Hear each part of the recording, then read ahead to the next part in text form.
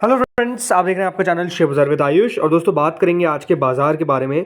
आज का बाजार दोस्तों क्यों गिरता हुआ देखने को मिला, हमको आज इस प्रकार का बड़ा फॉल क्यों सामना करना पड़ा, ये हम समझेंगे इस वीडियो के अंदर। 3 इंपॉर्टेंट कारण है और एक इंपॉर्टेंट सेक्टर है जिसको दोस्तों आपको नजर रखना है। तो आप लोग देखिएगा वीडियो को पूरा जरूर, क्योंकि वीडियो रहने वाला है आप लोगों के लिए बेहद महत्वपूर्ण। सो फ्रेंड्स, निफ्टी आज करीबन 346 पॉइंट्स गिरता हुआ नजर आया। कल एक बड़ी तेजी के बाद आज हम कह सकते हैं गिरावट भी अच्छी खासी हमको देखने को मिल गई। मतलब 1.39% का गिरावट एक दिन में कोई कम बात नहीं है। जिस तरीके से दोस्तों मार्केट्स आज फॉल करता हुआ देखने को मिला है, बड़ी बात यह है कि दोस्तों आज बाजार में जब हमको गिरावट देखने को मिली तो कोई रिकवरी का बड़ा अटेम्प्ट नहीं हो पाया। ये इंपॉर्टेंट है। देखिए, आज जब निफ्टी ओपन होता है तो वो ओपन होता है 24,864 पे।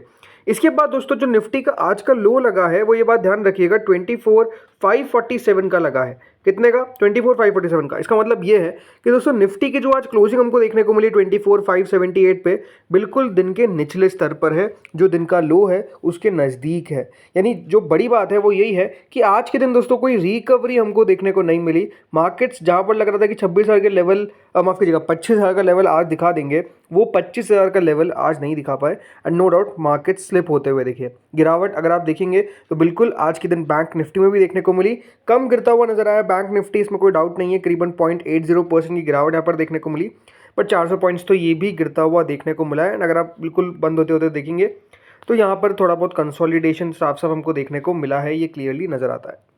आज अगर दोस्तों गिरावट देखेंगे तो गिरावट ऑलमोस्ट हर जगह ही थी। जैसे कि अगर आप आज देखते हैं निफ्टी नेक्स्ट 50 को, तो वो नीचे है। निफ्टी फाइनेंशियल सर्विस 1% से ज़्यादा नीचे है। बैंक निफ्टी नीचे है। निफ्टी 100 1.16% नीचे है। लेकिन हाँ, तेज़ी कहाँ थी? तेज़ी दोस्तों आज मिड कैप स्मॉल कैप के अंदर देखने को मिली। मिड कैप इंडेक्स आज 0.19% ऊपर बंद हुआ, वहीं स्मॉल कैप इंडेक्स तो ऑलमोस्ट 1% के आसपास ऊपर बंद हुआ। तो अगर आपका पोर्टफोलियो आज बहुत ज़्यादा नहीं गिरा है तो उसके पीछे का रीज़न है कि मिड कैप और स्मॉल कैप ने आज आपके पोर्टफोलियो को बचा लिया। लेकिन बाकी जगह अगर आप देखेंगे तो ऑटो में गिरावट है, एफएमसीजी में गिरावट है, आईटी तो आज बहुत तेज़ी से कह सकते हैं स्लिप हुआ। इसके अलावा अगर आप देखेंगे तो ओवरऑल कोई खास तेज़ी हमको ओवरऑल देखने को नहीं मिली, ये क्लियरली नज़र आता है। आज का दोस्तों जो एडवांस डिक्लाइन रेशियो है वो कुछ इस तरीके से है कि आज के दिन दोस्तों जिस तरीके से स्टॉक्स ट्रेड हुए उसके सामने 1948 शेयर स्टिल एडवांसेस में है, तो डिक्लाइन में 937 है। यानी ओवरऑल अब आज भी अगर आप देखेंगे तो जो ज़्यादा संख्या है वो दोस्तों बढ़ने वाले शेयरों की है, जिसके सामने गिरने वाले शेयर आपको 937 दिखेंगे, यानी कम दिखेंगे, राइट। एक बार ग्लोबल मार्केट्स को भी देख लेते हैं। तो देखिए, ग्लोबल मार्केट्स कुछ इस तरीके से ट्रेड कर रहे हैं कि आज दोस्तों जो जापान के बाजार है वो 1.43% के साथ ऊपर बंद हुए, लेकिन गिरावट जो थी वो हमको देखने को मिली आज के दिन हांगकांग के मार्केट्स में करीबन 1.87%। अभी करेंटली दोस्तों जर्मनी के मार्केट्स खुले हुए हैं जहाँ पर 0.12% की तेज़ी है। फ्रांस के मार्केट्स में 1.43% की तेज़ी है, और जो फुट्सी यानी ब्रिटेन का बाजार है वहाँ पर 0.14% की तेज़ी है। साउथ कोरिया के बाजार में कोई खास तेज़ी के साथ आज कारोबार देखने को नहीं मिला।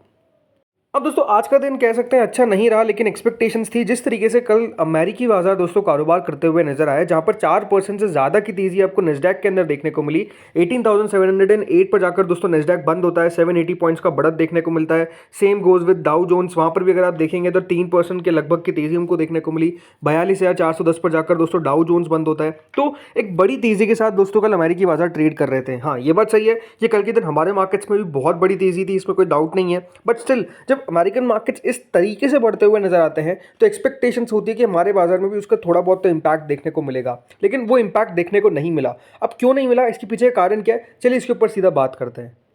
तो देखिए, आज की गिरावट का पहला और सबसे बड़ा कारण है मुनाफा वसूली देखने को मिली एक बहुत बड़ी रैली के बाद। देखिए, कल के दिन बहुत ही दमदार तेजी देखने को मिली, और आप समझिए जब सेंसेक्स निफ्टी एक दिन में 4% तक बढ़ते हुए नजर आएंगे तो ये माना जाता है कि बाजार थोड़ा बहुत गिर सकते हैं। अब ये बात सही है कि दोस्तों आज 1% की गिरावट का एक्सपेक्टेशंस किया था क्या? बिल्कुल भी नहीं किया था। बट ये था कि जब इस प्रकार का दमदार मूव आता है तो थोड़ा सा हो सकता है कि बाजार आपको रुकता हुआ नजर आए। एक बड़ी तेजी के अगर ये तैयार हो रहा है तो थोड़ा बहुत हो सकता है कि पीछे हटे, और वो आई थिंक एक सबसे बड़ा रीजन हो सकता है कि मुनाफा वसूली देखने को मिली है एक बहुत बड़ी रैली के बाद जो कल के दिन देखने को मिली, इसलिए मार्केट थोड़ा सा पुल बैक कर गया। और ये बात ध्यान रखिएगा, जो रैपिड राइज देखने को मिला है वैल्यूएशंस में एक छोटे टाइम के अंदर, ये भी याद रखिएगा ट्रेडर्स को कॉशियस कर रहा है, leading to selling in heavyweight stocks. इसके अलावा कल के दिन अगर आप नोटिस करेंगे जो एफआईआई डीआई का डेटा था, स्टिल एफआईआई ने बाय करा, डीआई ने बाय किया, लेकिन कल का डेटा एफआईआई और डीआई का दिखाता है कि उतनी बड़ी बाइंग देखने को नहीं मिली जिस तरीके से दोस्तों मार्केट में रैली आई, राइट। तो ये आप समझ सकते हैं कि एफआईआई डीआई की भी बाइंग उस प्रकार की देखने को नहीं मिली। और नो डाउट आज के दिन देखना दिलचस्प होगा कि एफआईएस बाय करते हैं, सेल करते हैं, क्या वापस से एफआईएस ने आज के दिन बेचा है, बिकॉज मार्केट्स में आज गिरावट जो देखने को मिली है। हो सकता है कि देखिए एफआईएस की भी एक तरीके से बिकवाली आ जाए, बट ओवरऑल बहुत बार अगर भी आप देखेंगे पास्ट में ऐसा हुआ है कि मार्केट गिरे हैं उसके बावजूद भी एफआईएस ने बाय किया, तो देखना होगा कि होता क्या है।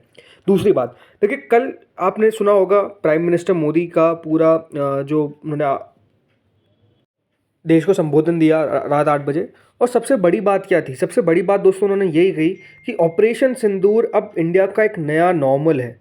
मतलब ऑपरेशन सिंदूर, जो सबसे पहली बात तो सोच रहे हैं कि ख़त्म हो चुका है, बंद हो चुका है, ऐसा नहीं है। ऑपरेशन सिंदूर चल रहा है, ऑपरेशन सिंदूर बिल्कुल अभी भी आगे भी चलता हुआ नजर आएगा।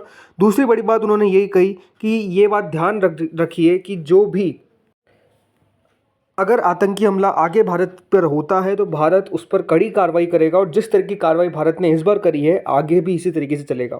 और पहली बात तो ये है कि अभी भी ऑपरेशन सिंदूर एक्टिव है, बंद नहीं हुआ है।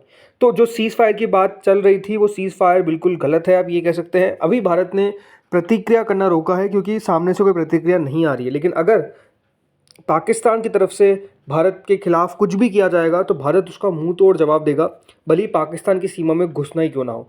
तो ये बात भी दोस्तों बाजार ने देखी कि डेफिनेटली अभी भी जो इंडिया और पाकिस्तान के रिलेशन है उसमें आपको इंटेंसिटी देखने को मिलेगी, टेंशन्स देखने को मिल सकती है।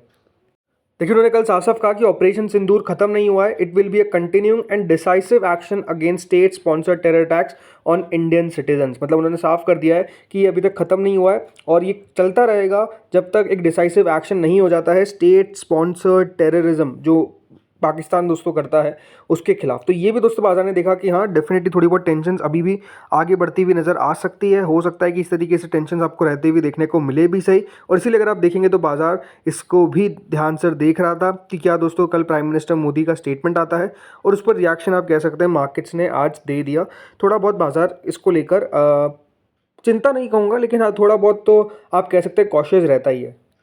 इसके बाद तीसरी चीज़ देखिए, एक और जो इंपॉर्टेंट चीज़ निकल कर आई वो ये है कि इंडिया दोस्तों अब रिटेलिएशन करेगा किसका? टैरिफ के ऊपर। जी हाँ, वर्ल्ड ट्रेड ऑर्गेनाइजेशन के अंदर हो सकता है कि इंडिया ने वार्न किया है डब्ल्यूटीओ को कि इट में impose retaliatory tariff on US over steel aluminium duty hikes. तो अभी भी अगर आप देखेंगे वो टैरिफ कंसर्न जो है वो थोड़ा बहुत चलता हुआ दिख रहा है, और इसमें भारत जो है वो यूएस के ऊपर दोस्तों एक रिटेलिएटरी टैरिफ जो है वो अनाउंस कर सकता है। स्टील एल्यूमिनियम इनकी ड्यूटी जो है वो हाइक्स होती हुई नज़र आ सकती है। अब हुआ क्या है, तो देखिए इंडिया और यूएस जब बातचीत है और ट्रेड डील कर रहे हैं, फ्रेश टेंशन इमर्ज हुई है क्योंकि इंडिया ने नोटिफाई किया है डब्ल्यूटीओ को, जो उनका प्रपोजल आया to impose tariff on $7.6 billion worth of imports from the US in retaliation for that country raising its import duty on steel and aluminum up to 25%। मतलब भारत जो है दोस्तों 25% का जो टैरिफ है वो किस पर लगा सकता है? 25% की ड्यूटीज़ जो है वो बढ़ा सकता है किसके ऊपर? स्टील और एल्यूमिनियम के ऊपर। ये दोस्तों साफ साफ इंडिया ने बता दिया है किसको?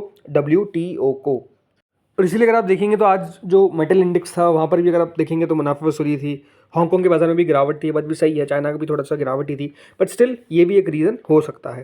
तो दोस्तों हमने ये तो बात करा कि किस तरीके से मार्केट आज गिरते हुए देखने को मिले, लेकिन अब बात करते हैं कौन से सेक्टर पर सबको नज़र रखनी है, ध्यान रखना है। देखिए वो सेक्टर है, हो सकता है काफ़ी लोगों ने गेस भी कर लिया हो, बिल्कुल डिफेंस। देखिए डिफेंस सेक्टर अपने आप में बहुत इंपॉर्टेंट होने वाला है, और आज के दिन अगर आप देखेंगे डिफेंस स्टॉक्स में दमदार तेज़ी देखने को मिली। मतलब stocks like BDL 11%, stocks like HAL 4% बढ़ते हुए नजर आए। और इसके पीछे का रीज़न क्या है? कल जो दोस्तों नरेंद्र मोदी जी के द्वारा, हमारे प्राइम मिनिस्टर के द्वारा जो स्टेटमेंट कहा गया regarding the operation Sindoor military gears जो यहाँ पर जो यूज़ हुआ है, और मेड इन इंडिया के बारे में देखिए एम्फेसिस जो है वो किया गया है प्राइम मिनिस्टर मोदी की तरफ से। देखिए सिंपल सी बात है, ये लग रहा है कि देखिए और डिफेंस स्पेंडिंग जो है वो बढ़ती हुई नजर आएगी, और डिफेंस स्पेंडिंग जब बढ़ेगी तो ऐसा नहीं है कि बाहर की कंपनीज को ऑर्डर जाएंगे, लेकिन जो इंडिया की कंपनीज है उनके पास दोस्तों ऑर्डर्स जाते हुए नजर आएंगे। कल भी अगर आप देखेंगे तो प्राइम मिनिस्टर मोदी ने साफ साफ कहा कि और हमको मिलिट्री सेल्फ रिलायंस होना है, माफ करिएगा, सेल्फ रिलायंस होना है, ताकि आगे भी देखिए हम इस तरीके से टैकल कर सके। और जिस तरीके से देखिए हमारे इक्विपमेंट्स ने शानदार काम किया है, राइट, जिस तरीके से देखिए उनके ड्रोन्स आ रहे थे उसको हमने इंटरसेप्ट किया, मिसाइल्स को इंटरसेप्ट किया, कोई ज़्यादा नुकसान नहीं होने दिया। ये चीज़ें दिखाता है कि देखिए जो मेड इन इंडिया प्रोडक्ट्स है वो किस तरीके से दमदार काम कर रहे हैं। प्लस अगर आप देखेंगे जो बाहर की जो टेक्नोलॉजीज लाइक S-400, राइट, यहाँ पर खबरें आ रही कि वो भी रशिया जो है वो इंडिया के साथ बनाने की बातचीत कर रहा है। तो देखिए बहुत सारी चीज़ें हैं। उसके अलावा जिस तरीके से देखिए अभी पाकिस्तान की तरफ से ये अटैक किया गया, नो डाउट और डिफेंस के ऊपर खर्चा आप मान के चलिए होने वाला है। इसीलिए इस पूरे सेक्टर के अंदर दोस्तों फोकस था और आज के दिन तो यहाँ पर दमदार रैली देखने को मिल ही गई। इसके अलावा भी अगर आप देखेंगे तो आज कोचिन शिपयार्ड में तेज़ी देखने को मिली, मझगांव डॉक शिप बिल्डर्स में तेज़ी देखने को मिली, HAL, garden reach ship builders, BEL, BHEL, मतलब सबके अंदर अगर आप देखेंगे तो एक दमदार तेज़ी देखने को मिली। और उसके पीछे का रीज़न क्या था? रीज़न क्लियर था कि देखिए defence sector as a whole focus में रहेगा। आज की बात नहीं है, कल की बात नहीं है, हमेशा भी फोकस में रहता हुआ देखने को मिलेगा, क्योंकि यहाँ पर सबसे इंपॉर्टेंट याद रखिएगा सुरक्षा है, राइट? सबसे इंपॉर्टेंट वही है, तो उसी के ऊपर देखिए फोकस रहने वाला है गवर्नमेंट का भी। तो दोस्तों इस वीडियो में इतना ही था। होपफुली वीडियो बढ़िया लगा होगा। अगर आपको अच्छा लगा तो लाइक करिएगा, चैनल से पहली बार जुड़े सब्सक्राइब करिएगा। Thank you friends for watching this video.